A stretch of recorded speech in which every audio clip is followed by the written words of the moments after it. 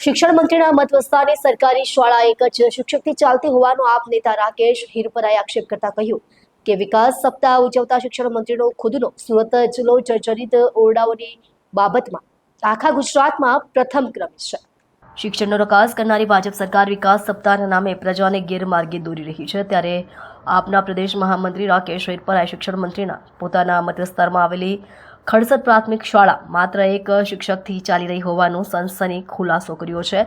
રાકેશ હિરપરાએ જણાવ્યું હતું કે સુરત મહાનગરપાલિકાની હદમાં આવેલી આ શાળામાં એકમાત્ર આચાર્ય છે, જે આચાર્ય અને શિક્ષક બંનેનું કામ કરી રહ્યા છે। કેન્દ્ર સરકારે કરેલા સર્વેક્ષણમાં શિક્ષણ ક્ષેત્રે દેશના સૌથી 10 નબળા રાજ્યોમાં ગુજરાત સ્થાન પામ્યું છે। આનું કારણ શિક્ષકોની અછત છે અને શિક્ષકોને આપવામાં આવતી બિનશૈક્ષણિક કામગીરીઓ છે। રાકેશ હિરપરાએ વધુમાં જણાવ્યું હતું કે વિકાસ સપ્તાહ ઉજવતા શિક્ષણ મંત્રીનો ખુદનો સુરત જિલ્લો જર્જરિત ઓરડાઓની બાબતમાં આખા ગુજરાતમાં પ્રથમ ક્રમે છે। સૌથી વધુ જર્જરિત ઓરડાઓ સુરત જિલ્લામાં છે। વર્ગમાં ગુરુ વિના આપણા મહાન ભારત દેશને વિશ્વગુરુ કેવી રીતે બનાવી શકીશું?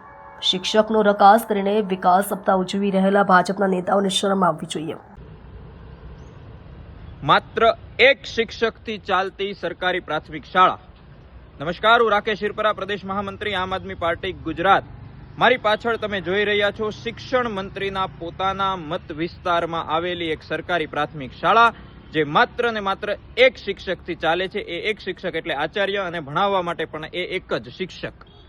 એક તરફ સરકાર લાખો કરોડો રૂપિયાનો ખર્ચો કરીને વિકાસ સપ્તાહની ઉજવણી કરી રહી છે, અને બીજી બાજુ રાજ્યની સરકારી પ્રાથમિક શાળાઓની કોલેજોની આ પરિસ્થિતિ છે। ટૂંક સમય પહેલા કેન્દ્ર સરકારનો પોતાનો પરખ રિપોર્ટ આવ્યો છે, જેમાં ગુજરાત છે એ દેશનું સૌથી નબળું શિક્ષણ ધરાવતા 10 રાજ્યોમાં ગુજરાતનો સમાવેશ થયો છે। 2 દિવસ પહેલા દિવ્ય ભાસ્કરનો રિપોર્ટ છે કે રાજ્યમાં 6100 શાળાઓ એવી છે જે જર્જરિત ઓરડાઓ ધરાવે છે, અને 11,000 ઓરડાઓની અને વર્ગખંડોની ઘટ છે। આનાથી વધારે ગંભીર બાબત એ છે કે 6100 ઓરડાઓ ઘટે છે, એમાંથી સૌથી વધુ ઓરડાઓ જો કોઈ જર્જરિત હાલતમાં હોય તો એ સુરત જિલ્લામાં છે। શિક્ષણ મંત્રીના પોતાના જિલ્લામાં 755 750 થી વધારે ઓરડાઓ જર્જરિત સ્થિતિમાં છે, અને આવી એક શિક્ષક, 2 શિક્ષક કે 3 શિક્ષકથી ચાલતી શાળાઓના આંકડાઓ તો આપણે દર વર્ષે જોઈએ જ છીએ।